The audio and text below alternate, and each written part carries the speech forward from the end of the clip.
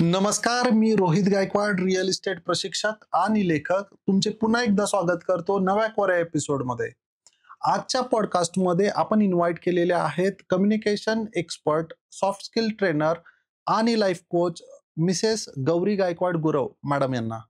Basically madam या कॉर्पोरेट्समध्ये ट्रेनिंगचं काम करतात. सॉफ्ट स्किल्सवर त्यांची एक्सपर्टीज आहे. आजच्या पॉडकास्टमध्ये तुम्हाला ऐकायला मिळेल ज्या गोष्टी आपण जनरली इग्नोर करतो, म्हणजे असेल सेल्फ कॉन्फिडन्स, पर्सनॅलिटी डेव्हलपमेंट, करिअरच्या दृष्टीने आपण काय केलं पाहिजे, अपग्रेड कसं करायचं स्वतःला, सेल्फ डाऊट किंवा ग्रूमिंग बद्दल आपण काय पद्धतीचे कपडे घातले पाहिजेत किंवा ते आपल्याला कशा पद्धतीने हेल्प करतायत. होपफुली आम्ही कमी वेळेमध्ये मॅक्सिमम व्हॅल्यू डिलिव्हर करण्याचा प्रयत्न केलेला आहे आणि तुम्हाला आजचा पॉडकास्ट नक्की आवडेल. तर चला मग सुरुवात करूया.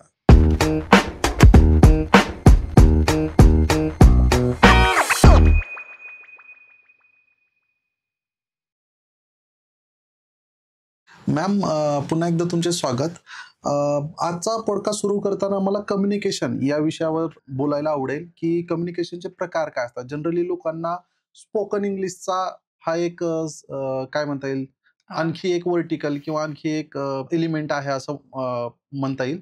तर कम्युनिकेशनचे प्रकार काय आहेत आणि त्याचा ऍक्च्युअल लाईफमध्ये कसा इम्पॉर्टन्स आहे याबद्दल ऐकायला आवडेल. Yes yes very good question. बऱ्याचदा असं होतं की लोकांना वाटतं कम्युनिकेशन म्हणजे फक्त गुड इंग्लिश स्पीकिंग स्किल्स, बरोबर किंवा एखादी व्यक्ती आपण म्हणतो ना की फाडफाड इंग्लिश बोलते, बरोबर he is very good communicator.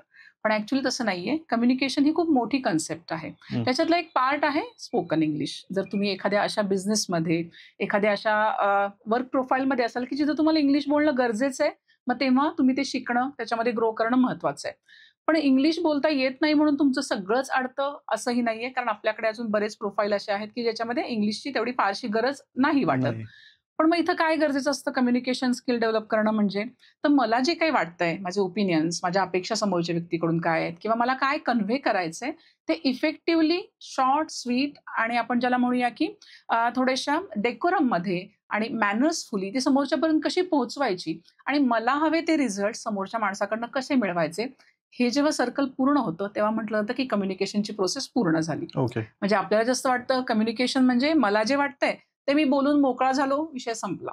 तसं नाही, तेव्हा ती प्रोसेस पूर्ण नाही होत. तुम्हाला हवे असलेले रिझल्ट मिळणं अपेक्षित असतं ते, तेव्हा ती प्रोसेस पूर्ण होते. मग आता या कम्युनिकेशन प्रोसेसचे आहेत प्रकार, वेगवेगळ्या अँगलने पाहिले तर आपण असं सांगू शकतो की व्हर्बल कम्युनिकेशन आहे, नॉन व्हर्बल आहे. व्हर्बलमध्ये तुम्ही लँग्वेज, शब्दांचा वापर करता, कधी बोलून, कधी ईमेल, एखादा पत्र, एखादं चॅट, व्हॉट एव्हर, SMS, हे सगळे झाले व्हर्बल कम्युनिकेशन. तसंच त्याच्या अपोजिट आहे नॉन व्हर्बल. तुम्ही कोणतीही लँग्वेज किंवा शब्द न वापरता समोरच्या व्यक्तीला काय सांगण्याचा प्रयत्न करता. मग ह्यात तुमची बॉडी लँग्वेज येते बेसिकली, की तुमचे फेशियल एक्सप्रेशन, तुमचे जेस्चर, तुमचे पोस्चर आणि एकूणच तुम्ही स्वतःला कॅरी कसं करताय, ह्यातून तुम्ही काय मेसेज देताय. नंतर जे आहे फॉर्मल आणि इनफॉर्मल कम्युनिकेशन. फॉर्मल सेटअपमध्ये कामाच्या ठिकाणी जिथं तुम्ही काम करता, बिझनेस कम्युनिकेशन ज्याला म्हटलं जातं, की एक ठराविक एक रूल असतो, प्रोटोकॉल असतो, कसे ईमेल केले जातात, फोनवरती कसं बोललं जातं, बिझनेसमध्ये लोकांना कसं ऍड्रेस केलं जातं, या सगळ्या गोष्टी येतात फॉर्मल कम्युनिकेशनमध्ये. इनफॉर्मल म्हणजे आपण जे फॅमिली, फ्रेंड्स, क्लोज लोकांसोबत करतो गप्पा गोष्टी, विचारांची देवाणघेवाण, ते इनफॉर्मल झालं. त्याचबरोबर असतं व्हिज्युअल कम्युनिकेशन आणि एक असतं ऑडिओ व्हिज्युअल कम्युनिकेशन, की जे आपण काही गोष्टी पाहून शिकतो. ओके, युट्यूबवर शिकतो काही गोष्टी, कधी एखाद्या कोर्सद्वारे आपण पाहतो की झूमवर आपण काही गोष्टी शिकतो, तो पार्ट याच्यामध्ये येतो. आणखीन एक महत्वाचा पार्ट म्हणजे इंटरपर्सनल आणि इंट्रापर्सनल. इंट्रापर्सनल म्हणजे व्यक्तीचं स्वतःसोबतचा संवाद कसा आहे, हा खूप महत्वाचा असतो. आपण जे म्हणतो की पर्सनॅलिटी बिल्डिंग, कॉन्फिडन्स बिल्डिंग, याच्यामध्ये व्यक्ती स्वतःशी काय बोलते. कारण असं आहे की आपण सगळ्यात जास्त टाइम आपल्या आयुष्यामध्ये स्वतःसोबत स्पेंड करतो. बरोबर. आणि रोज आपण आपल्यासोबत काय बोलत असतो, स्वतःला काय सांगत असतो, काय नियम आखून देतो किंवा काय लिमिट्स आखून देतो, की अरे हे नाही तुला जमणार आहे, तुला हे जमेल, तू करू शकतोस, किंवा नाही नाही हे आपल्याला नाही होणार, आपण इथेच थांबूया. हे आहे इंट्रापर्सनल टॉकिंग कम्युनिकेशन. आणि इंटरपर्सनल मग आपण पब्लिक स्पीकिंग म्हणूयात, किंवा कोणाला ऍड्रेस करायचंय, तुम्ही एखादा कोर्स डिझाईन केला आणि तुम्ही काही लोकांना शिकवताय, तुम्ही हे कम्युनिकेशनच करताय. म्हणजे एक व्यक्ती 2 पेक्षा अधिक व्यक्तींशी जेव्हा बोलते तेव्हा ते होतं इंटरपर्सनल कम्युनिकेशन.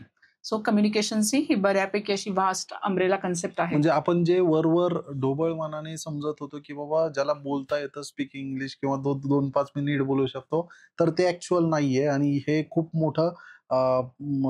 मोठं क्षेत्र आहे असं म्हणू शकतो आपण. एक्झॅक्टली. आणि आता तुम्ही बोलताना उल्लेख केला मॅम, की बॉडी लँग्वेज मध्ये त्याला काय सांगायचंय, तो बऱ्याच वेळेस बोलत नाही. फॉर एक्झाम्पल चिडलेला बॉस, त्याला काय सांगायचं हे नकळत एम्प्लॉईला समजतं किंवा आपल्या फॅमिलीमध्ये एखादा वाद झाल्यानंतर शब्दांची गरज पडत नाही. त्याची बरोबर. बॉडी सांगते. तर करिअरच्या दृष्टीनं तुम्ही ज्यावेळेस आपण ऑफ कॅमेरा बोलत होतो, की इंटरव्ह्यूला जाता किंवा तुम्हाला लाईफमध्ये समजा अपग्रेड करायचंय, बिझनेसमध्ये असेल किंवा एंटरप्रेन्योरशिपमध्ये असेल, तर त्या केसमध्ये हे जे बॉडी लँग्वेज आहे, हे कसं रोल प्ले करतं? बेसिकली बॉडी लँग्वेज काय सांगते? म्हणजे शब्द न वापरता जर एखाद्याची बॉडी लँग्वेज काही बोलत असेल, तर ती ओळखावी कशी किंवा त्याच्यावर काम कसं करावं? Very good question again. Body language जी आहे ती आपण म्हणूया की नॉन व्हर्बल वे आहे. तुम्ही कसं फील करता, तुमच्या मनात काय चाललं आहे, हं, हं. तुम्ही काय दाखवायचा प्रयत्न करताय किंवा इव्हन तुम्ही काय हाईड करायचा प्रयत्न करताय, हे जनरली आपल्या फेशियल एक्सप्रेशनवरनं आपण ज्याप्रमाणे बॉडी कॅरी करतो, जेस्चर, पोश्चर हे दाखवायचा प्रयत्न करतं. अल्बर्ट मेहराबियन म्हणून एक सायकोलॉजिस्ट आहेत. ओके. त्यांनी एक थेरी मांडली आहे पाय चार्टच्या स्वरूपामध्ये, ज्याच्यामध्ये त्यांनी सांगितलं की कम्युनिकेशन प्रोसेस जी आहे त्याच्यामध्ये कोणत्या गोष्टी काय प्रमाणात वर्क करतात आपल्यासाठी. तर त्याच्यामध्ये असा रेशो आहे की 55% तुमची बॉडी लँग्वेज मॅटर करते या सगळ्या हो. गोष्टीमध्ये. 38% तुमचं व्हॉइस टोन, टोनॅलिटी मॅटर करते आणि फक्त 7% तुमचे शब्द मॅटर हो. करतात. म्हणजे आपण ज्या सगळ्यात जास्त गोष्टीवर भर देतो ती ऍक्च्युली सगळ्यात कमी मॅटर करते. बरोबर. म्हणजे कम्युनिकेशनमध्ये थोडक्यात असं म्हटलं जातं, व्हॉट यू से पेक्षा हाऊ यू से खूप इम्पॉर्टंट आहे. एखादी गोष्ट तुम्ही कशी प्रेझेंट करता. हं, हं. ओके, तुमचा टोन कसा आहे, तुमच्या चेहऱ्याचे हावभाव कसे आहेत एखादी गोष्ट देताना, तुम्ही कसं बोलताय. ओके, मला एखादं म्हणायचंय की अरे हे तुमचं सेटअप खूप छान आहे, मला आवडलं, तुम्ही खूप छोट्याशा जागेत पण खूप सुंदर केलंय, अस्थेटिक वेनी केलंय, असं मी बोलू शकते.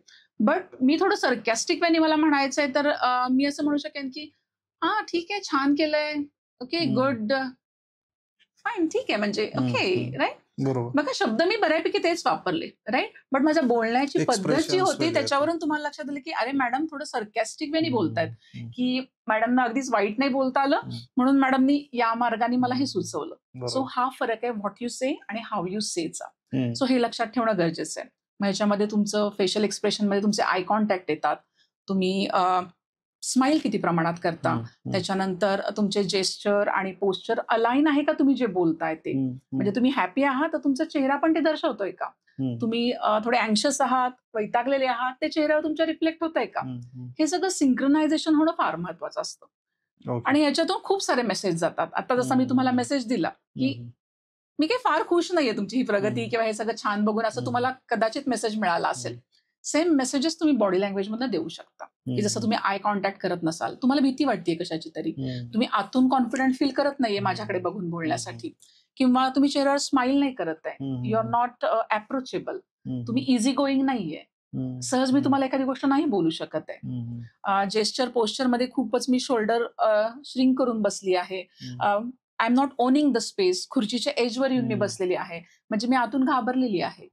ओके, या सगळ्या गोष्टी तुमच्या मनात काय चाललंय, तुमचं सेल्फ कॉन्फिडन्स काय आहे, कसा आहे, काय लेवलचा आहे, हे समोरच्यापर्यंत या गोष्टी पोहोचवतात. सो ह्याच्यावरती वर्क करणं खूप गरजेचं आहे. आणि स्पेशली आपण पाहतो इंटरव्ह्यूज असतात किंवा एखादा लीडर असतो, त्याच्याकडे पाहताना या गोष्टी तर फारच मोठ्या प्रमाणात अफेक्ट करतात. ओके. आता बॉडी लँग्वेज ही झाली बाय डिफॉल्ट नॅचरल त्याची भाषा, बरोबर? त्यामध्ये शब्दांची गरज असेल नसेल हा वेगळा विषय. पण मी बऱ्याच वेळेस बघितलंय की काही लोकांना आहे ना कम्फर्टेबल नसतं. म्हणजे अशा पार्टीमध्ये असे कपडे घालणं आणि परत मग सगळी लोकं बघतायत तर मग ऑड फील करून घेणं किंवा तिथून निघून जाणं किंवा Exactly. चिडचिड करणं. राईट. बऱ्याच वेळेस काय होतं की इनडायरेक्ट कंपॅरिझन सुरू होतं की तो ड्रेसवर असेल किंवा त्याच्या बिहेवियरवर असेल. एखादा जर समजा चिडलेला आहे व्यक्ती तर मग वेगवेगळे गेस केले केले जातात, जातात. पाठीमागे बरोबर. बोललं जातं वगैरे बरोबर. वगैरे. तर बरोबर. हे वर्क कल्चरमध्ये खूप जास्त बघितलं जातं. बॉडी लँग्वेजमध्ये कपड्यांचा काय रोल आहे बेसिकली? म्हणजे बॉडी लँग्वेज आता बेसिकली जनरली तुम्ही जर बघितलं 10 लोकं इंटरव्ह्यूला येत असतील समजा, तर 10च्या 10 व्यवस्थित ड्रेस त्यांच्या दृष्टीनं व्यवस्थित हो, द्यायचं. हो. फॉर्मल, ब्लेझर किंवा त्यांना जे शक्य आहे ते वेल पॉलिश्ड शूज किंवा जे शक्य आहे बेस्ट बरोबर. पॉसिबल ते कॅरी करतात. पण मग त्या सिलेक्शन एकाच होतं, 9 लोक नाही सिलेक्ट होत. समहाऊ त्यांना इंटरव्ह्यूचा कॉल आलाय म्हणजे ते क्वालिफाईड होते, इलिजिबिलिटी होती ॲटलीस्ट. बरोबर, तर मग बरोबर. हे म्हणजे इथं बॉडी लँग्वेजचा रोल काय आहे? खूप मोठा रोल आहे बॉडी लँग्वेजचा. तुम्हाला जी लोकं ओळखतात, त्यांना तुमचे गुण माहीत असतात, तुमच्यामधले कॅलिबर माहीत असतं, तुम्ही काय प्रकारची व्यक्ती आहे हे पण त्यांना माहीत असतं. पण ज्यांच्यासाठी तुम्ही अननोन आहात, ते तुम्हाला पहिल्यांदाच तुमच्याशी इंटरॅक्ट करणार आहेत. त्यांच्यासोबत लाइकेबिलिटी आणि आपण एक म्हणतो ना, कनेक्ट निर्माण करण्यासाठी तुमचं ड्रेसिंग किंवा आपण म्हणतो अटायर जे आहे, ते खूप मोठ्या प्रमाणात मॅटर करतं. म्हणजे हे टोटली एक गेम चेंजर आहे. वेल ग्रूम आणि वेल ड्रेस्ड असणं, ह्याचे आपण इमॅजिन करू शकत नाही एवढे मोठे इम्पॅक्ट आपल्याला जेव्हा आपण ते करतो तेव्हा जाणवतात. जेव्हा तुम्ही छान ड्रेसअप करता, आपोआप सगळ्यात पहिल्यांदा तुम्हाला छान वाटतं, राइट? बरोबर. आणि ह्याचा तुमच्या कॉन्फिडन्समध्ये रिफ्लेक्शन येतं. हं, तुमच्यात पॉझिटिव्हिटी वाढते आणि ती पॉझिटिव्हिटी तुम्ही रेडिएट करता. हं. आणखीन एक अशी गोष्ट आहे ह्युमन सायकॉलॉजीमधनं, की जेव्हा तुम्ही छान ड्रेसअप असता, तुम्ही वेल ग्रूम असता ना, लोकांना असं वाटतं, की तुम्ही काहीतरी इम्पोर्टंट करता. They don't know actually what you are doing, but त्यांना असं वाटतं, की अरे हा माणूस काहीतरी मोठं किंवा इम्पोर्टंट काम करत असणार आहे. That's why he is so much well dressed. आणि मग आपोआपच तुमच्याकडे बघण्याचं जे हे असतं, हा थोडासा रिस्पेक्ट आपोआपच एन्हान्स होतो. लोकं तुम्हाला क्रेडिबल समजतात. आणखीन एक गोष्ट आहे that is called halo effect. म्हणजे जेव्हा लोकांना समजतं, की तुम्ही एखादी गोष्ट छान करताय, तेव्हा आपोआपच ते असं समजू लागतात, की तुम्ही ही पण गोष्ट छान कराल. म्हणजे तुम्ही छान वेल ड्रेस आहात, तुम्ही स्वतःला खूप छान मेंटेन केलंय, तेव्हा आपोआपच मी असं समजू शकते, की अरे हा कॅन्डिडेट ना, मी दिलेल्या कामाला योग्य न्याय देऊ शकेल. This is called halo effect. So हे त्याच्या मागचं सायकॉलॉजिकल रिझन मेन आहे. त्यामुळं तुम्ही कसे ड्रेसअप होऊन जाता, छोट्या-छोट्या गोष्टी असतात, की तुम्ही ग्रूमिंग कसं करता, तुम्ही स्वतःचा रखरखाव कसा केलाय, मग तुमच्या हेअर कटपासून तुमचे नेल्स असू देत, तुम्ही शर्ट्स, कपडे कोणत्या प्रकारचे घातलेत, ह्या सगळ्या गोष्टी असतात. मग असं एका खूप वेल ड्रेस आणि खूप डेकअप होऊन जायचंय, तर असं नाहीये. म्हणजे तुम्ही एखाद्या इंटरव्ह्यूच्या प्रिपरेशनला तुमचा दिवाळीचा ड्रेस और आपण म्हणतो ना लग्नात तुम्ही केलेला शॉपिंग, हे नाही घालून जायचंय. बरोबर. बरं, इथं खूप ब्रँडिंग, महागडे कपडे आणि आपण म्हणतो ना खूप सारं स्पेंडिंग करणं हे पण अपेक्षित नाही. तुम्ही साधा शर्ट घाला, पण तो आयर्न आणि स्वच्छ असू देत. त्याच्यावरती क्रिझिंग, डाग आळलेला असा नसावा. फॉर्मल सेटअपमध्ये कपडे घालताना जे इन जनरल सराउंडिंगमध्ये घातले जातात, फॉर्मल पॅन्ट्स असू देत, ट्राउझर्स असू देत किंवा लेडीजनी सूट असू देत, साडी किंवा काही ठराविक पद्धतीचे सलवार सूट्स असतात, बेसिक कलर असतात, अर्धी शेड्स असतात. हे घालणं सो दॅट तुम्ही त्या कम्युनिटीमध्ये लवकर मॅच होता आणि त्या प्रकारचं ड्रेसिंग त्या कम्युनिटीकडनं वेलकम केलं जातं. तुम्ही प्रोफेशनल दिसता. पर्सनल लाईफमध्ये तुम्ही काय घालायचं हा टोटल तुमचा चॉईस असतो. बरोबर. ओके, ते कोणीच कंट्रोल नाही करू शकत आणि you are free to do whatever you want. पण एखाद्या ठिकाणी जेव्हा तुम्हाला स्वतःचं इम्पॅक्ट क्रिएट करायचं आहे, if you want yourself to land as a leader, तुमचं एक आपण म्हणतो ना विजन आहे, मला लीडर बनायचंय, मला असं वाटतं की या टीमला मी लीड करावं, मला प्रमोशन हवंय, तर ते तुम्ही पहिल्यांदा स्वतःमध्ये रिफ्लेक्ट करायला हवं, की तुमच्या त्या टीमला वाटलं पाहिजे की अरे प्रमोशनचा विचार झाला किंवा लिडरशिपचा विचार झाला तर ही व्यक्ती आहे.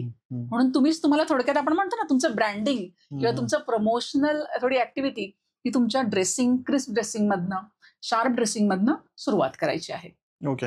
यामध्ये एक बिलीफ सिस्टीम आहे मॅम, म्हणजे थोडा ऑड जाईल हा क्वेश्चन, पण ब्रँडेड कपडे वर्सेस एक रिटेल शॉपमधून घेतलेला ड्रेस, हा पण सायकॉलॉजिकल इम्पॅक्ट करतो. म्हणजे एखाद्या वेळेस मी ज्यावेळेस एखादा फोन जो ब्रँडेड आहे तो कॅरी करतोय, तर माझा कॉन्फिडन्स लेवल किंवा माझं वागणं, बिहेवियर, माझं वी कॅन से एक ऑरा असतो, तर तो वेगळ्या पद्धतीने होतो. आणि समजा माझ्याकडे काहीतरी नाहीये किंवा हे आहे, पण ते लोकांना माहित नाही, पण तरी पण आपल्यामध्ये ते लॅकिंग, शॉर्टकमिंग दिसतं, की बाबा नाही काहीतरी ढासळलंय. आणि तो व्यक्तीच्या म्हणजे बाकीचे सगळे एलिमेंट कॉन्स्टंट ठेवले आपण आणि त्याच्या मनातलं बिलीफ सिस्टीम फक्त काम करतंय, तरी पण ते बऱ्याच वेळेस असं नर्वस फील करणं किंवा कमी फील कॉन्फिडन्स करणं थोडंसं. कमी होणं. तर हे खरंच काम करतं का ब्रँडेड कपडे? कारण आता आपण ज्यावेळेस ॲज अ कॉर्पोरेट ट्रेनर तुम्ही लोकांसोबत काम करता, तर तुम्ही ऑब्झर्व्ह केलं असेल वेगवेगळ्या लोकांचे पॅटर्न्स किंवा बिहेवियर्स, की बाबा याच्यामध्ये काय फरक पडतो किंवा पूर्वीचा हा आणि नंतरचा हा याच्यामध्ये काय अंतर आहे? Yes, yes. खूप छान विषय आहे हा पण.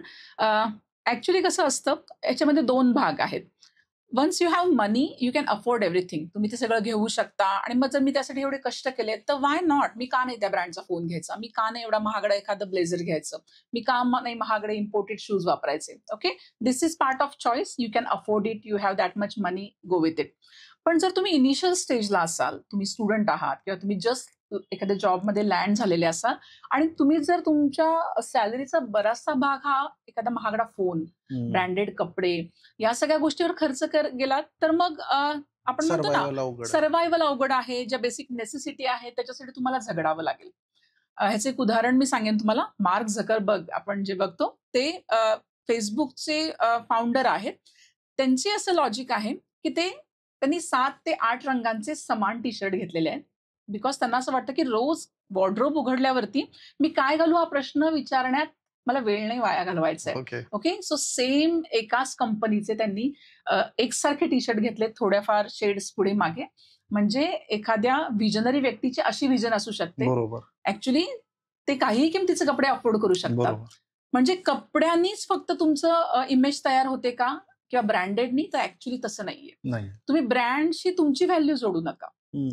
ऍक्च्युली असं व्हायला पाहिजे की तुम्ही एवढा स्वतः मोठा ब्रँड बना की तुम्ही घातलेला कपडा ना हा महागच असला पाहिजे असं लोकांनी बोलावं.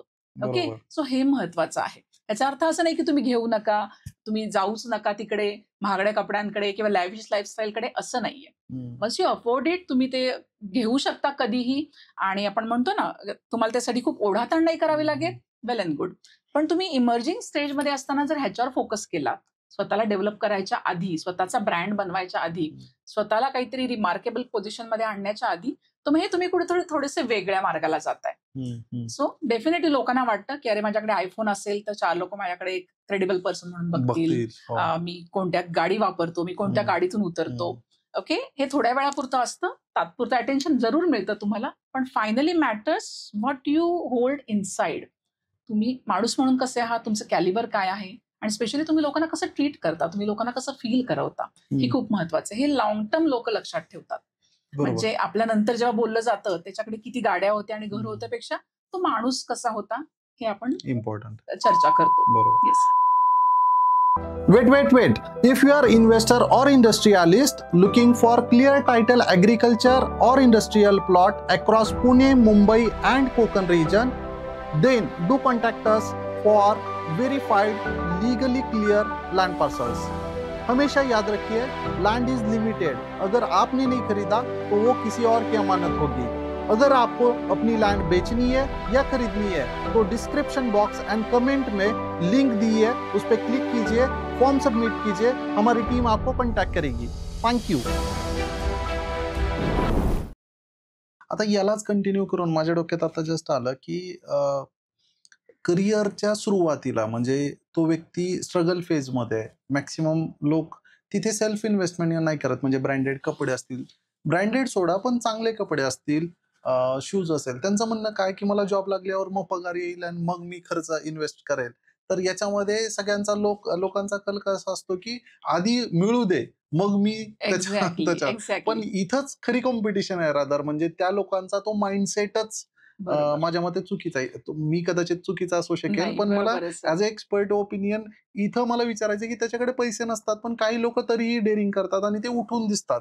त्या गर्दीमध्ये तो चेहरा उठून दिसतो आणि कदाचित त्याचीच हायरिंग जास्त होते आजच्या काळामध्ये. कारण तुम्ही जसं सांगितलं मार्क झुकरबर्ग जसा विचार करतोय तसा प्रत्येकाकडेच वेळ नाही ना. त्या हायरिंगला इम्पॉर्टन्स आहे, त्याची प्रायोरिटी आहे, त्याचे एक स्केड्यूल आहे, तर त्याच्यामध्ये ते झालं पाहिजे. आणि तसे कॅन्डिडेट 10 असतील आणि त्यापैकी एक उठून दिसतोय तर कोणाचाही याच्या रिक्रुटर असेल किंवा मॅनेजर असेल त्याचा कल त्याच्याकडे जास्त असेल. तर मग या केसमध्ये या जी लोक आता जॉबमध्ये जात आहेत किंवा अपग्रेड करणार आहे तर त्या लोकांनी या गोष्टींमध्ये इन्व्हेस्ट करणं किंवा या माइंडसेटवर काम करणं, याच्यावर आपलं काय ओपिनियन आहे? त्याच्यामध्ये आपण बघूयात की खूप सारे पैसे तुम्ही इन्व्हेस्ट केले म्हणजेच तुमचं ग्रूमिंग खूप छान होईल असं नाहीये. बरोबर. ग्रूमिंग मध्ये स्टार्टिंग कशापासून होतं तर सगळ्यात पहिल्यांदा असतं पर्सनल केअर, हायजीन. ओके, म्हणजे आपण स्वच्छता स्वतःची ठेवणं, प्रेझेंटेबल राहणं. तुम्ही जेंट्स असाल तर प्रॉपर शेविंग करणं, क्लीन शेव ठेवणं, आईज नोज असेल ते स्वच्छ ठेवणं, तुमचा हेअरकट प्रॉपर असला पाहिजे, कपड्यांची स्वच्छता, माइल्डचा परफ्यूम वापरणं. ह्याच्यासाठी काही खूप सारे पैसे लागत नाहीत. स्वच्छता टापटीपसाठी खूप सारे पैसे लागत नाहीत. त्याच्यानंतर स्किन केअर घेणं. एखादा स्किन इश्यू आहे तुम्हाला तर त्याच्यासाठी तुमचं डाएट हेल्दी असावं, तुमचं गट क्लिनिंग राहावं. यासाठी थोडक्यात तुम्हाला जेनेटिकली काय मिळालंय ह्याच्यापेक्षा तुम्ही स्वतःला कसं ठेवलंय हे खूप महत्वाचं आहे. मग ह्याच्यानंतर ड्रेसिंग आपण जसं म्हटलं की साधं का असे ना, पण नीटनेटकं आणि छान, जे तुमच्यावर उठून दिसतं, जे तुमच्यावर खुलून दिसतं. आणि जर तुम्ही इंटरव्ह्यूला जाणार आहेत, कुठल्या सेटअपमध्ये जाणार आहे, तिथं काय एक्सपेक्टेड आहे त्याचा विचार, त्याचं सर्च करून ते घालणं, वापरणं हे महत्वाचं आहे. दुसरी एक गोष्ट म्हणजे स्वतःवर इन्व्हेस्टमेंट करताना माझा एम काय आहे, मला काय करायचं आहे, आणि ते मिळवण्यासाठी किंवा त्या इंडस्ट्रीमधले आता बेस्ट पर्सन कोण आहेत, ते काय करतात, हे जरी आपण फॉलो करायचा प्रयत्न केला तरी आपल्याला लक्षात येतं की काय केलं पाहिजे. आणि दुसरी महत्वाची गोष्ट जसं तुम्ही म्हटलात की सोशल मीडियाने खूप साऱ्या गोष्टींना नॉर्मलाइज करून टाकून आपल्याला दिलेल्या आहेत की एव्हरी मंथ आपण म्हणू शकतो की एवढा पार्ट तुम्ही सेल्फ केअरवर घालवा, स्किनचे मोठे मोठे ब्रँड्सचे कॉस्मॅटिक्स घ्या, तुम्ही हे डाएट केलंच पाहिजे, तुम्ही पिलाटे क्लासला गेलंच पाहिजे, तुम्ही वीकेंडला कुठेतरी बाहेर गेलंच पाहिजे, अदरवाईज तुमचं वीकेंड वेस्टच आहे कारण तुम्ही 5 दिवस खूप काम करता. अशा बऱ्याचशा गोष्टी आहेत ज्या सोशल मीडियाने सारखं सारखं दाखवून आपल्याला नॉर्मल म्हणून सांगितलंय, but not necessary. Exactly. So हे इन्फ्लुएन्स पेक्षा आपण म्हणतो ना, डी इन्फ्लुएन्स व्हायची फार गरज आहे की मला दिसणारी प्रत्येक गोष्ट माझ्या टर्म्स कंडिशनवर बसेल असं नाहीये. मला ती थोडीशी आपण म्हणतो ना सदसद विवेक बुद्धीचा विचार करून चेक करायचंय की अरे माझ्या लाईफमध्ये हे चालेल का, माझ्यावर जर रिस्पॉन्सिबिलिटी आहे, माझ्या पेरेंट्सनी कर्ज काढलंय माझ्या शिक्षणासाठी आणि मी मात्र माझी सॅलरी अशा प्रमाणात उधळतोय, तर या सगळ्या गोष्टींचा विचार इंडिव्हिज्युअली करणं खूप गरजेचं आहे. आणखीन दुसरी महत्वाची गोष्ट आपण जसं म्हणतो की तुम्ही उठून दिसणं इंटरव्ह्यूच्या किंवा या सगळ्या ह्याच्या गोष्टीमध्ये, तर ह्याच्यासाठी देखील फार काही पैसे खर्च करायची गरज नाहीये. स्ट्रॅटेजिक प्लॅनिंग पाहिजे, थोडासा विचार कपडे घेताना की आपण जे वाटेल तसे आपण माइंडलेस शॉपिंग करत जातो, त्यापेक्षा मला फॉर्मल सेटअप ऑफिससाठी काही कपडे घ्यायचे जे अर्धी सेडचे असावेत, जे मिक्स अँड मॅच करता येऊ शकतात. 1-2 ब्लेझर, 4 वेगळे आतले शर्ट्स, 1-3-4 ट्राउझर, जे मिक्स अँड मॅच करून मी घालू शकतो. कारण तुम्हाला अपील व्हायचंय आणि पहिल्यांदा आपण नजरेनेच लोकांना अपील होतो. आपण म्हणतो की फर्स्ट इम्प्रेशन हे पहिल्या 7 सेकंडमध्ये केलं जातं आणि ते फार कमी वेळात तुम्हाला करेक्ट करण्याची संधी मिळते. व्हेरी लो रेशो आहे तो.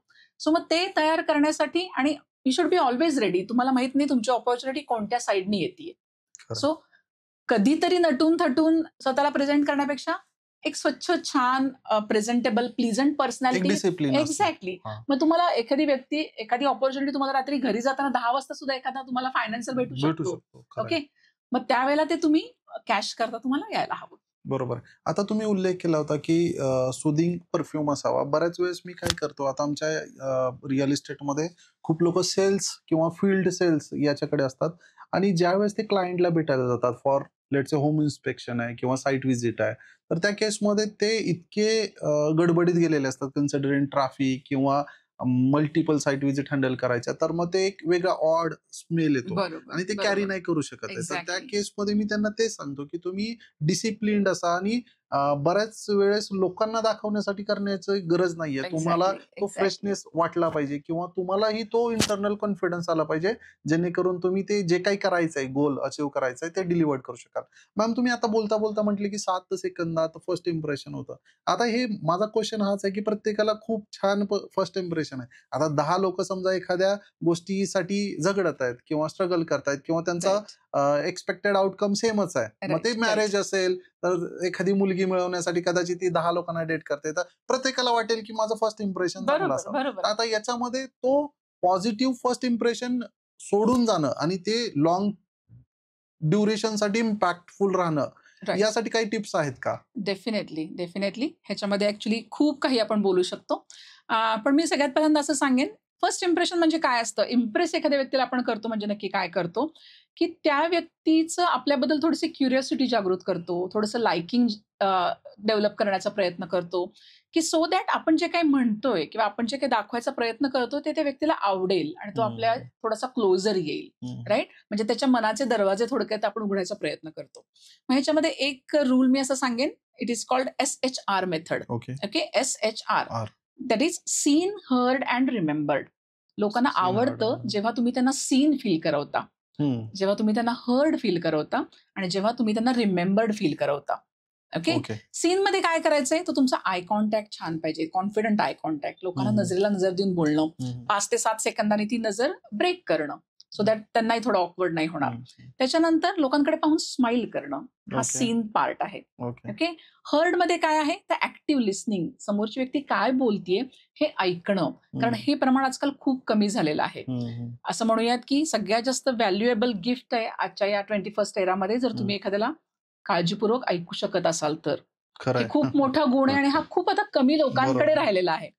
सो ऐकायचं आहे, रिस्पॉन्ड करायचं आहे, हे आहे हर्डमध्ये. आणि रिमेंबर्ड कसं करायचंय लोकांना, तर मागच्या वेळेला एखादा आपण काय बोललो होतो किंवा त्या व्यक्तीने 10 मिनिटापूर्वी सांगितलेली गोष्ट ती पुन्हा रिकॉल करणं आणि त्या व्यक्तीचं नाव बोलताना घेणं, हा सुद्धा खूप मोठा इम्पॅक्ट करतो. That is called name card. म्हणजे मी असं जस्ट म्हणतं की अरे तू ना खूप हे छान केलंस, व्हेरी वेल डन, मला आवडलं तुझं हे काम वगैरे वगैरे. पण तेच त्या व्यक्तीचं नाव मी जेव्हा घेऊन बोलते की अरे आकाश तू हे किती सुंदर केलंयस, आय रिअली लव्ड इट, म्हणजे मला माहित नव्हतं की तू एवढा छान आहे आणि आता मी तुझं नाव नक्की पुढे एखाद्या व्यक्तीला सजेस्ट करेन की Akash is so fine and he is so professional in this की you should give him this opportunity. मी जेव्हा 2 वेळा नाव घेतलं तेव्हा त्या व्यक्तीशी माझा कनेक्ट निर्माण होतो आणि त्या व्यक्तीला लक्षात येतं की अरे मी एफर्ट घेतले त्या व्यक्तीचं नाव लक्षात ठेवण्यासाठी. त्यामुळे आपोआपच त्याची लाईकिंग डेव्हलप होते, कारण त्याच्यासाठी तो स्वीटेस्ट वर्ड असतो. आपलं नाव हे आपल्यासाठी स्वीटेस्ट वर्ड आहे इन द वर्ल्ड. सो ही एक गोष्ट आहे. सो तुम्ही लोकांना सीन फील करायचंय, हर्ड आणि रिमेंबर्ड. त्याच्यानंतर आहे स्ट्रॅटेजिक कम्युनिकेशन. तुम्ही त्या व्यक्तीला कशासाठी भेटला आहात, तुमचं कम्युनिकेशन त्या वेमध्ये डायरेक्ट पाहिजे. तुम्हाला जी माहिती हवी त्या अनुषंगाने तुम्हाला प्रश्न विचारता आले पाहिजेत आणि त्याचबरोबर एम्पॅथेटिक राहणं खूप गरजेचं आहे. ही गोष्ट आपल्याकडे मिस आउट होते की मला जे वाटतं, माझे काही नोशन्स नॉर्म आहेत हेच खरं आहे. म्हणजे मला एखाद्या व्यक्तीला असं वाटतं अरे ना हे आयफोन युजर्स ना खूप स्वतःला काहीतरी एक्स्ट्रॉर्डनरी समजतात आणि बाकी सगळ्यांना ना फार काहीतरी फालतू समजतात. ही समजा जर माझी नोशन असेल तर मग ते मी त्या आयफोन होल्डरकडे थोड्याशा रागीट तिरकस भावानेच बघणार आहे. नो, तो त्याचा स्टँड आहे, त्याला आवडतो म्हणून तो घेतला. मी नाही कम्फर्टेबल, मी अँड्रॉइड युजर आहे, मला ते जर कम्फर्टेबल वाटतंय मी माझ्या जागेवर बरोबर आहे. मग हे एम्पॅथी दाखवणं की तू तुझ्या जागे बरोबर आहे, तो तुझा चॉईस आहे, मी मला हवं ते चूज केलेलं आहे, हा माझा चॉईस आहे. एम्पॅथी खूप महत्वाची आहे, ही नाही आता लोकांकडे. त्याचबरोबर आणखीन छोट्या गोष्टी असतात की लोकांना तुम्ही कसं फील करवता, वन अपमॅनशिप न करणं, लोकांना कमी न लेखणं असतं बोलताना, त्यांचंही ऐकून घेणं. ओके. किंवा मुद्द्याचं बोलणं, थोडंसं न्यूट्रल राहणं, लिबरल राहणं आणि आपण मगाशी जसं म्हटलं तसं प्रेझेंटेबल छान असणं, तुमचा स्मेल छान असणं, तुम्ही स्वतःचा रखरखाव, स्वच्छता या गोष्टींवरती काळजी घेतलेलं असणं आणि आनंदाने आणि प्लीझंटली बोलणं.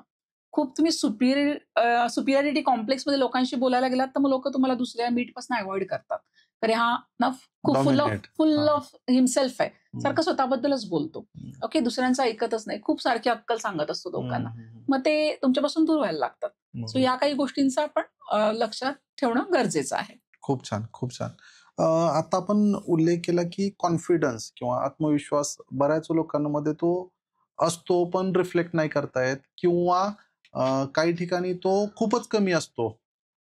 ते ज्या वातावरणातून आलेले आहेत, फॅमिली बॅकग्राऊंड असेल, फ्रेंड सर्कल, सराउंडिंग असेल, आपण जसं ऑफ कॅमेरा बोलत होतो की टायर 2 सिटीमध्ये जी लोक आहेत ती मेट्रो सिटीमध्ये आल्यानंतर थोडेसे डगमगतात किंवा सेल्फ डाऊट क्रिएट होतो. तर हा कॉन्फिडन्स बेसिकली आहे काय आणि याला वाढवायचा कसा किंवा याला त्या लेवल पर्यंत कसं घेऊन जायचं जिथं सगळ्या गोष्टी विन विन होतील, ऍटलिस्ट त्याचा उपयोग त्याला स्वतःसाठी करता येईल. येस ऍक्च्युली कॉन्फिडन्स हा जो आहे हे तुमच्या आयुष्याचा सगळ्यात बेस आहे. कॉन्फिडन्स म्हणजे मग ऍक्च्युली काय असतं तर स्वतःबद्दलचा विचार, स्वतःच्या क्षमता आणि मी काय करू शकतो याची जाणीव म्हणजे कॉन्फिडन्स. ओके, मला एखादी गोष्ट येत नाहीये, ठीक आहे, मला स्विमिंग नाही येत आहे, मी आता पाण्यात पडलं तर कदाचित गटांगळ्या खाईन, पण मी जर केलं, मी प्रयत्न केला, मी शिकलो तर मी स्विमिंग लगेच शिकेन 15 दिवसात, हे वाटणं हा कॉन्फिडन्स आहे. त्याच्यामध्ये 2 गोष्टी काम करतात की तुमची सेल्फ इस्टीम, आता जसं मी म्हटलं तसं तुमचं स्वतःबद्दलचं स्वमत, तुमच्या कॅपॅबिलिटीची जाणीव की मी हे करू शकतो, हे जमेल मला, अवघड आहे पण वेळ दिला तर मला या गोष्टी जमू शकतात आणि मी काय करू शकतो, मी हे कसं कॅरी करू शकतो, याबद्दलचा विश्वास म्हणजे तुमचा कॉन्फिडन्स आहे. ह्याच्यासाठी सुरुवात जर तुम्ही खूप अर्ली स्टेजपासून केली, लहानपणापासून, तर त्याचा इम्पॅक्ट तुम्हाला लवकर आणि इझिली दिसू शकतो, कारण ही प्रोसेस चालू आहे असं तुम्हाला वाटत नाही.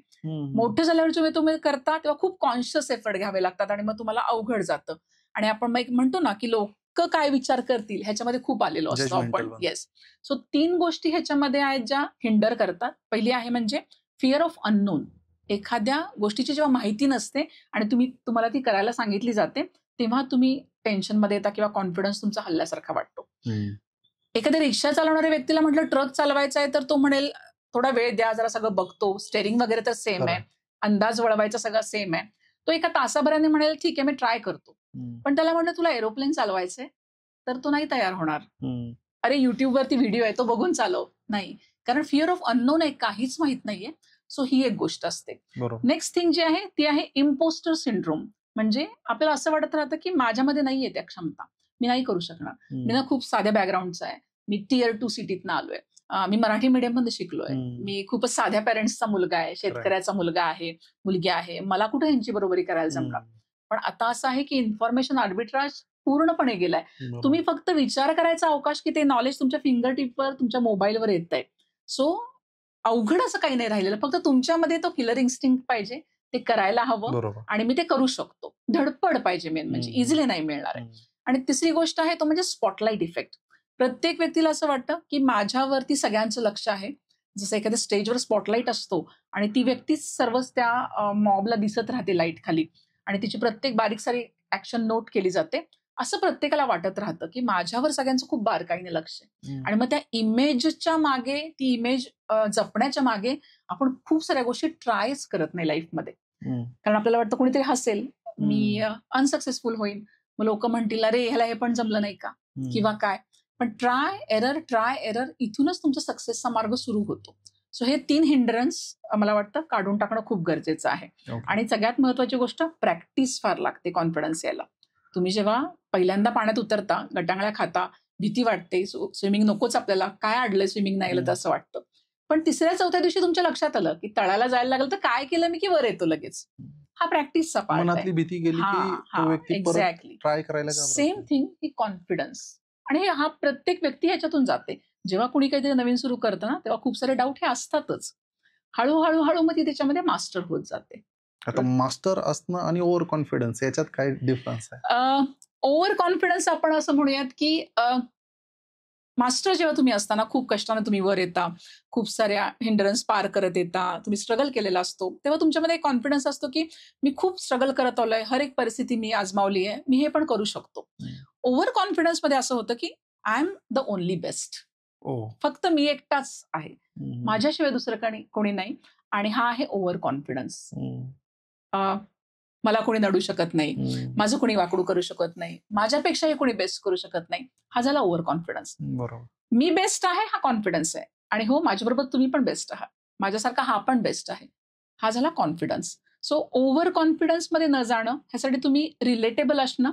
आणि ट्रेंड आता काय चालू आहे, आपल्या आजूबाजूची लोक काय करतात, आपल्या आपण ज्याला म्हणतो रायव्हल्स काय करतात, ह्याचा जेव्हा तुम्ही सखोल अभ्यास करत राहता, ऍक्सेप्ट करतात ते सुद्धा की माझ्यापेक्षा ना एखाद्या व्यक्तीने हे खूप छान बांधलं, मला हे शिकायला हवं, हे टेक्निक माझ्याकडे नाहीये, हा तुमचा कॉन्फिडन्स बोलतोय.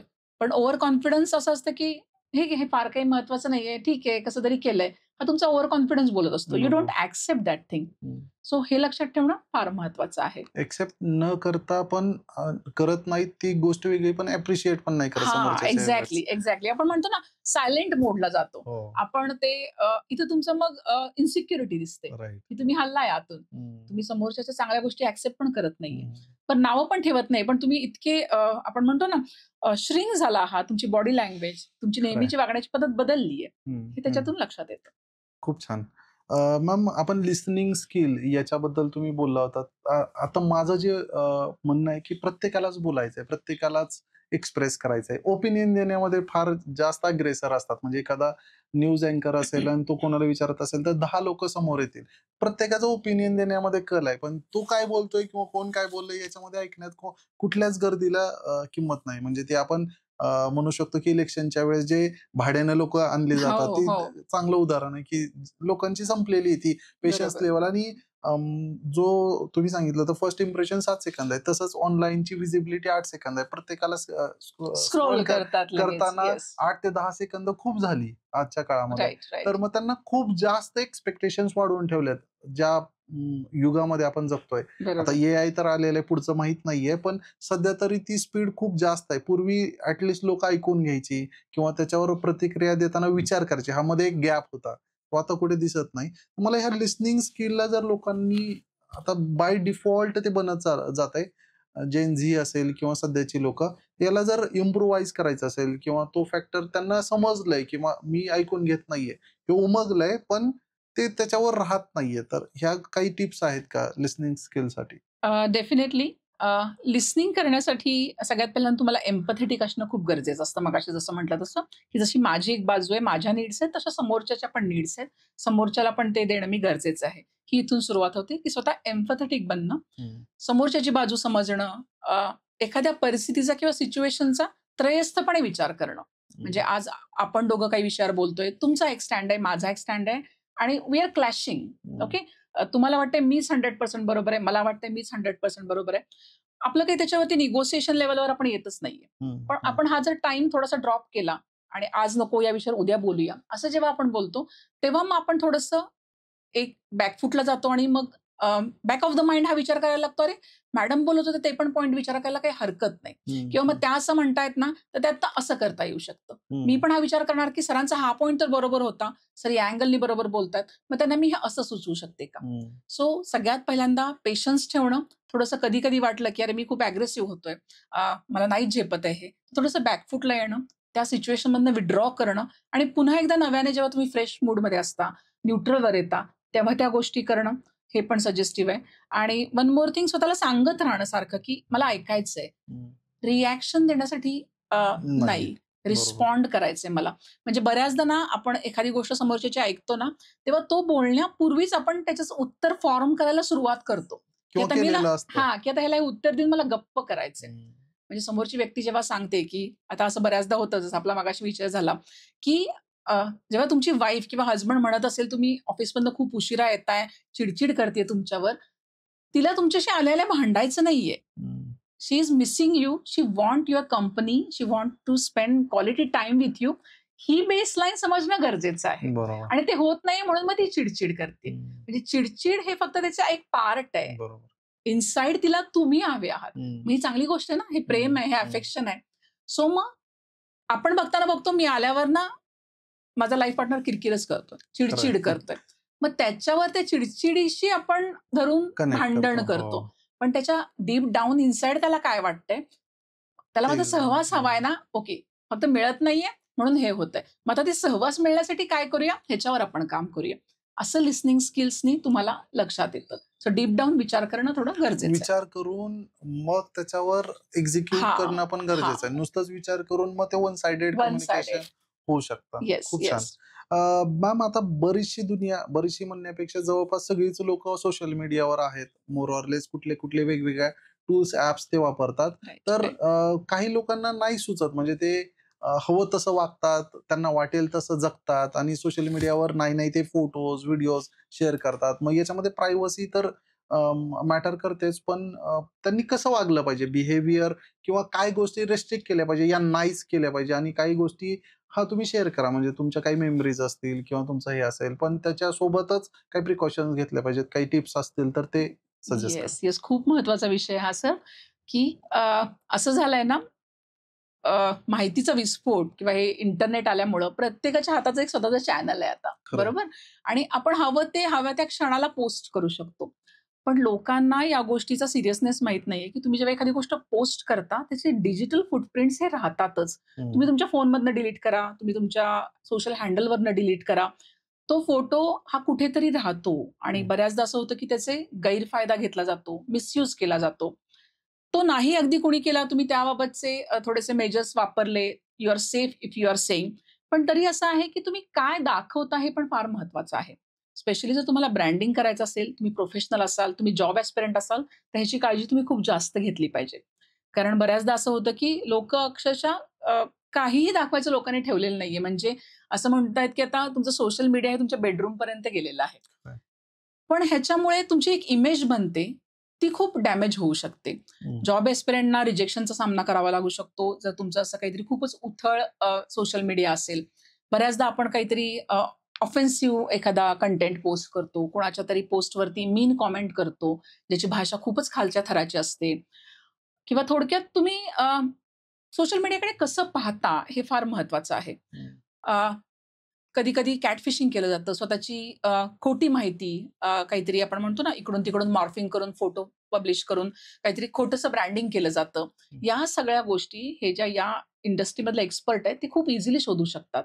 आणि मल्टीनॅशनल कंपन्याज तर आता तुम्हाला हायर करण्यापूर्वी तुमचं सोशल मीडिया हँडल खूप थरली चेक करतात, की तुमची आयडिओलॉजी काय आहे, तुम्ही काय प्रकारची व्यक्ती आहात, तुम्ही कशा प्रकारचा कॉन्टेंट कन्झ्युम करता, तुम्ही कशाला सपोर्ट करता, हे गोष्टी ते चेक करतात. सो ह्याची काळजी घेतली पाहिजे. वर्किंग प्रोफेशनल असणाऱ्या लोकांना सुद्धा त्यांची क्रेडिबिलिटी असू देत, त्यांचं एक इम्प्रेशन असू देत, हे पण डॅमेज होऊ शकतं, इंटिग्रेशनवर परिणाम होऊ शकतो. सो थोडा विचार करून केला पाहिजे. आणि जर तुम्ही स्वतःला नाही रिफ्रेन करू शकत आहे, की अरे मला नाहीच आहे कंट्रोल, मी सगळंच पोस्ट करत राहतो, तर मग ऍटलिस्ट की त्याच्याशी ऍक्सेस जो आहे तुमच्या अकाउंटचा तो थोडा लिमिट केला पाहिजे. मग पब्लिक अकाउंट ठेवू नका. काय पोस्ट करायचं काय नाही ह्याचा तुम्हाला थोडासा सेन्स असला पाहिजे, स्पेशली जर तुम्ही प्रोफेशनल असाल तर. कारण हा सेन्स बऱ्यापैकी लोक लूज करतायत. हर एक गोष्ट दाखवत राहणं किंवा भाषेचा वापर चांगला नसणं, आणि मेन म्हणजे ह्याच्यामध्ये तुमचा प्रोडक्टिव्ह वेळ खूप जातो. हे एक ऍडिक्शन आहे. ह्याच्यामध्ये तुम्ही कंटिन्यू एकदा आत शिरला की बाहेर पडणं फार अवघड आहे. सो या गोष्टींवर फोकस करणं मला वाटतं गरजेचं आहे. बऱ्याच वेळेस काय होतं की अनावधानानं म्हणा किंवा याच्यामध्ये बरीच लोक रिलिजियस पोस्ट किंवा पॉलिटिकल याच्यामध्ये जातात आणि मग त्याचे खूप भयानक परिणाम त्यांना भोगावे लागतात. सुरुवात तशी दिसत नाही, पण मग शेवट घरापर्यंत येतो किंवा फॅमिलीपर्यंत येतो. आणि मला असं वाटतं की लोकांनी याच्यापासून म्हणजे याचा जन्म का झाला होता हेच विसरले लोक.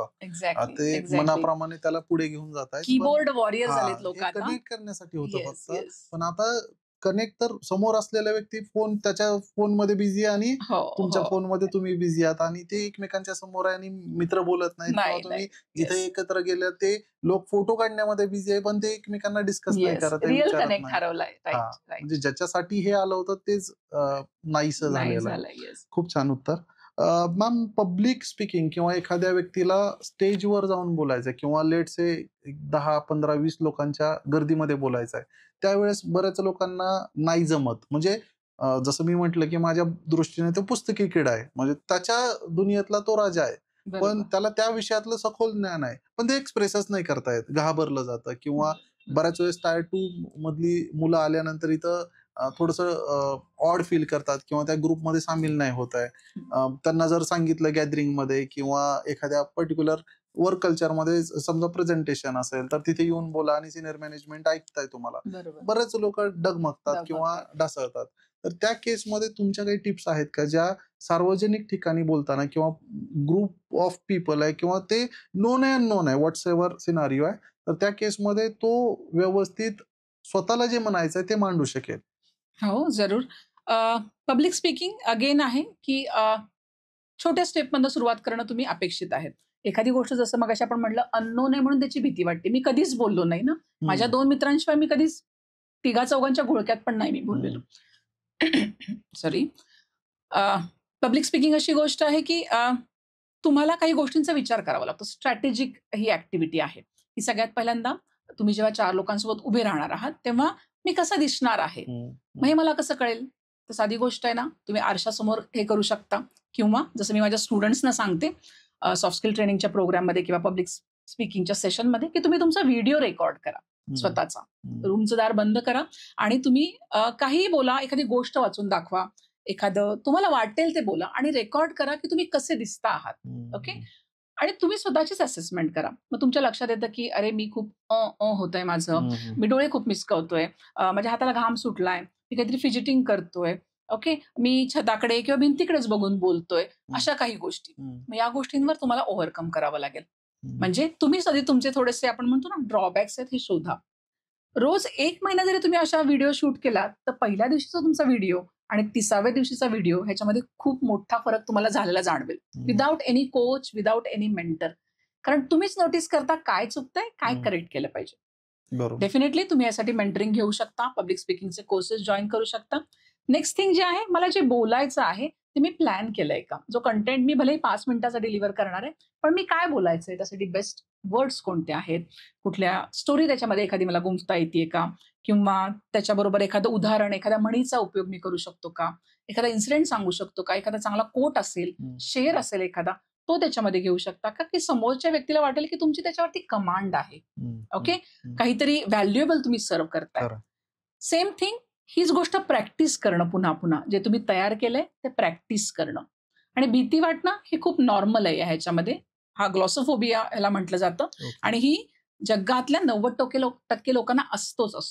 कारण हा आपला कन्सर्न असतो आपल्या इमेजशी जोडलेला. माझी इमेज खराब होऊ नये, माझं जर बोलणं फसलं, थोडंसं इकडे तिकडे झालं, तर लोक माझ्याबद्दल काय विचार करतील, हसतील, नावं ठेवतील. ह्या इमेजमुळे ही भीती आलेली असते. सो ही प्रत्येकाला असते आणि that is actually good sign. You care for people and your image.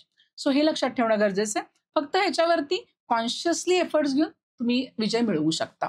काही गोष्टी तुम्हाला टप्प्याटप्प्याने आणि स्ट्रॅटेजिक काही गोष्टी करून कराव्या लागतील. येस. ओके.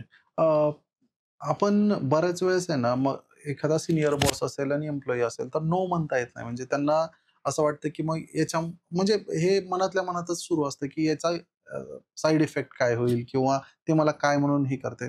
बरेच लोक याच्यामध्ये आता गव्हर्नमेंट जॉबमध्ये काय होतं की ज्या प्रोफाईलसाठी सिलेक्शन झालं ते सोडून घरातली कामं सांगतात. बरेच लोक, हे मी खूप क्लोजली बघितले. त्यांना नाही म्हणताच येत नाही. म्हणजे हे फक्त मेल फिमेल पुरतं नाहीये. म्हणजे हा प्रत्येक ठिकाणी हा एक प्रकारचा भीती आहे की तो काय म्हणेल हे आपणच डिसाईड करतो आणि लोक रिजेक्शनला घाबरतात. म्हणजे तर मग हे एखाद्याचं मन न दुखवता किंवा न्यूट्रल राहून, ट्रान्सपरंट राहून की त्याचा विचार सोडून द्या, पण मला नाही म्हणायचंय तर नाही, अशी खूप कमी लोक आहेत की जी म्हणू शकतात. त्यांच्या तोंडावर नो त्यांना सांगता येतं. बेसिकली नो म्हणजे काही डिरेक्ट नो म्हणत नाहीये, पण त्यांना त्यांचा मेसेज कन्वे करता येतो की बाबा माझं ओपिनियन हे आहे आणि मला हे जमणार नाहीये आणि त्याची ही रिझन्स आहेत. असं काही टिप्स आहेत का की ज्या पद्धतीने ते त्यांचं मत मांडू शकतील, त्यांना नाही म्हणायचंय तर ते त्यांच्यापर्यंत पोहोचेल, समोरच्यापर्यंत पोहोचेल? ओके. नाही म्हणणं ही कला आहे ऍक्च्युली. नाही म्हणता येणं. आणि आपली जी जनरेशन आहे, ज्याला मिलेनियल जनरेशन म्हणतात ना, त्यांना ही कला बिलकुल नाही जमत आणि आपल्या आधीच्या पिढीला तर त्याहून नाही जमत. पण ही जे जेनझी जे आहेत, they are very good at it. त्यांना खूप छान प्रकारे नाही म्हणता येतं. तर ह्याच्यामध्ये कसं शिकायचंय नाही म्हणणं, तर सगळ्यात पहिल्यांदा जी गोष्ट आहे ती स्वतःला कन्व्हिन्स करणं हाच मोठा पार्ट असतो. आपण दुसऱ्याच्या ठिकाणी जाऊन अरे तो हर्ट होईल, तो चिडेल, मग तो माझ्याशी कॉन्टॅक्ट ठेवणार नाही, तुम्हाला इन्क्लूड करणार नाही, या भीतीमुळे खूप सारा स्ट्रेस घेत राहतो. तर ते काम तर आपल्याकडनं चांगलं होत नाही. आपण आतल्यात स्वतःशी लढत राहतो आणि प्लस मध्ये समोरची व्यक्ती आपला गैरफायदा पुढे घेऊ शकते अधिक. सो जेव्हा तुम्हाला तुमचा रिअल सेल्फ सांगतोय की नाही हे आता पॉसिबल नाहीये, तर हे सांगण्याची पद्धत शिकणं जी शुगर कोटेड आहे थोडीशी, म्हणजे समोरच्याला अपमानित न करता, न दुखावता हे सांगता येणं गरजेचं आहे. यासाठी आपण काय करू शकतो, तर सगळ्यात पहिल्यांदा जे आहे की ही सिच्युएशन हँडल करण्यासाठी मला चांगले शब्द कोणते घेता येतील, ओके, की जे अगदी न्यूट्रल वाटतील. म्हणजे मला एखादी गोष्ट कोणीतरी मागतंय आणि मी एकदम फडकन नाही मी हे नाही देणार, तू असं कसं मागू शकतोस, हे समोरच्याला अपमानित वाटतं. ओके, तुझं तू घे ना, दुसऱ्यांचं कशाला मागतोस, राईट, हे अपमानित करणारं वाटतं. पण तेच व्यक्ताना अरे मी नक्की दिलं असतं, ऍक्च्युली खरं काही प्रॉब्लेम नव्हता, पण आजच मला ते लागणार आहे, किंवा ते माझं नाहीये रे, माझ्या भावाचं आहे, माझ्या वडिलांचं आहे, ही गोष्ट माझ्या दीदीची आहे, ही मी नाही तुला बॉरो करून देऊ शकत. मला तुला लक्षात येते का मी काय म्हणतेय? So I am so sorry, पण दुसरी काही मदत लागणार असेल तर सांग, I am always there for you. Okay, हे मी काय केलं तर पहिल्यांदा एक पॉझिटिव्ह स्टेटमेंट, मध्ये मला जे सांगायचं होतं ते माझा रिप्लाय ऍक्च्युली तो पण सॉफ्टली, आणि पुन्हा पॉझिटिव्ह स्टेटमेंट. मी एखादं सँडविच जसं आपण तयार करतो, वरती एक ब्रेड खाली एक ब्रेड आणि मध्ये सगळं स्टफिंग, तसं मी माझा नोला कव्हर केलं. First positive statement, again positive statement, आणि मध्ये माझा नकार, तो पण अतिशय सॉफ्ट आणि आपण म्हणतो ना त्या व्यक्तीला हर्ट होणार नाही अशा शब्दांमध्ये. सो हे शिकता येणं फार गरजेचं आहे. त्या व्यक्तीला तुम्ही दुसरी एखादी मदत ऑफर करू शकता की हे नाही मी देऊ शकत, पण तुला वापरायचं सपोज माझा लॅपटॉप ना, तू घरी येऊ शकतोस माझ्या, मी तुला तुझ्या घरी नाही लॅपटॉप देऊ शकत आहे. Okay, please try to understand alternative. Yes. So हे त्याला ऑफर करा. मग त्याला तुम्ही जेन्युइन फ्रेंड आहात किंवा तुमची खरी अडचण काय ती सांगा. बऱ्याचदा आपण नाही म्हणतो पण त्याच्या मागचं रिझनिंग सांगू शकत नाही, मग त्या व्यक्तीचे गैरसमज होतात, ऍटिट्यूड आहे असं वाटू शकतं, किंवा मी तर ह्याला मदत केली आणि हा आज माझ्या मदतीला नाही म्हणतोय, ठीक आहे बघून घेतो याच्याकडे, मग कॉन्सिक्वेन्सेस वेगवेगळे होतात. सो रिझन पण सांगा की का तुम्ही हे करू शकत नाही. ओके, खूप छान. मॅम, आपण पॉडकास्टच्या शेवटच्या टप्प्याकडे आहे. हा शेवटचा प्रश्न घेऊन आपण थांबूया आज. बरीच लोक पर्सनॅलिटी डेव्हलपमेंट हा विषय म्हणजे त्यांच्यासाठी एक वेगळीच काहीतरी दुनिया आहे. म्हणजे फॉर एक्झाम्पल माझ्या दृष्टीनं मी काय समजत होतो, पर्सनॅलिटी म्हणजे चांगले कपडे घाला, तुम्हाला इंग्लिश बोलता आलं पाहिजे, झालं पर्सनॅलिटी डेव्हलपमेंट, तुम्ही काम केलेलं आहे Yes. असाच अर्थ आहे. किंवा तुमच्याकडे ब्रँडेड गोष्टी असल्या पाहिजेत, Right, म्हणजे right. तुमची पर्सनॅलिटी खूप रुबाबदार किंवा उठावदार आहे. बरोबर. पण बरीच लोक सेल्फ इन्व्हेस्टमेंट मध्ये, आता बऱ्याच वेळेस काय होतं, बिंग अन रिअल इस्टेट कोच, मला माहिती की एक दोन डील करून 2 लाख कमवू शकतो, पण तो 3,000चा कोर्स घेताना 50 वेळेस विचार करतो किंवा नाही घेत, तो दुसरंच काहीतरी करत बसतो. Yes, पण yes. मग ते गोल अचीव्ह करताना, किंवा प्रत्येकाची एक कॉस्ट आहे, या जगात काहीच फ्री नाही, आपल्या सगळ्यांना Right, माहिती आहे. right. तर मग समजा सेल्फ इन्व्हेस्टमेंट करायची, तर ती कुठल्या गोष्टींवर करणं गरजेचं आहे, प्रायोरिटीज कशा ठरवायच्या, आणि पर्सनॅलिटी डेव्हलपमेंट मध्ये हे कसं काम करतं? पर्सनॅलिटी डेव्हलपमेंटमध्ये आपण जे म्हणतो की स्वतःचं ग्रूमिंग करायचं आहे किंवा स्वतःला डेव्हलप करायचं आहे. वन्स यू रिअलाइज की अरे माझ्यामध्ये या कमतरता आहेत. ओके, माझं जर ध्येय आहे मला MNCत काम करायचं आहे तर मला स्पोकन इंग्लिशचा क्लास घेतला पाहिजे.